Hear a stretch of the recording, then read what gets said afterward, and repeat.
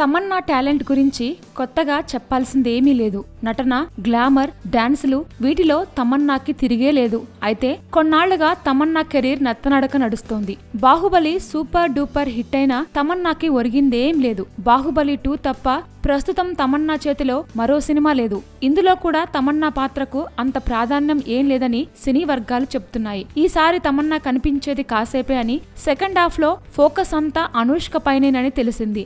అయినా సరే బాహుబలి 2 పై తమన్నా భారీ ఆశలు పెంచుకుంది. బాహుబలి పేరు చెప్పి కనీసం బాలీవుడ్ లో అయినా 2-3 ఛాన్సులు తెచ్చుకోవాలని చూస్తోంది.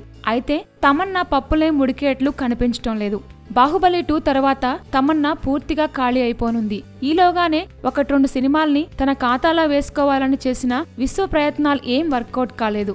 క్వీన్ తెలుగు రీమేక్ లో తమన్నాకు ఛాన్స్ వచ్చింది. అది ఒప్పుకున్న తమన్నా చేతిలో కనీసం ఆ సినిమా అయినా మిగిలేది. కానీ మరీ బెట్టుకుపోయి పారితోషికం విషయంలో పేచీకి దిగి ఆ సినిమా ఛాన్స్ కూడా వదులుకుంది. కేవలం పారితోషికం విషయంలో నిర్మాతకి తమన్నాకి మధ్య లెక్కలు తేడా రావడంతో క్వీన్ సినిమాని వదులుకుంది తమన్నా. ఇప్పుడు మాత్రం సరేలేండి, మీరిస్తా అన్న పారితోషికమే ఇవ్వండి అంటూ కబురు పంపుతోందట. అయినా సరే క్వీన్ నిర్మాతల నుంచి సరైన స్పందన రాలేదని, తమన్నా ప్లేస్ లో మరో కథానాయికని ఎంచుకున్నారని, దాంతో తమన్నా ఆశలు ఆవిరైపోయాయని టాక్. బాహుబలి 2 తర్వాతైనా తమన్నా ఖాతాలో ఒక సినిమా పడుతుందేమో చూడాలి. Please subscribe.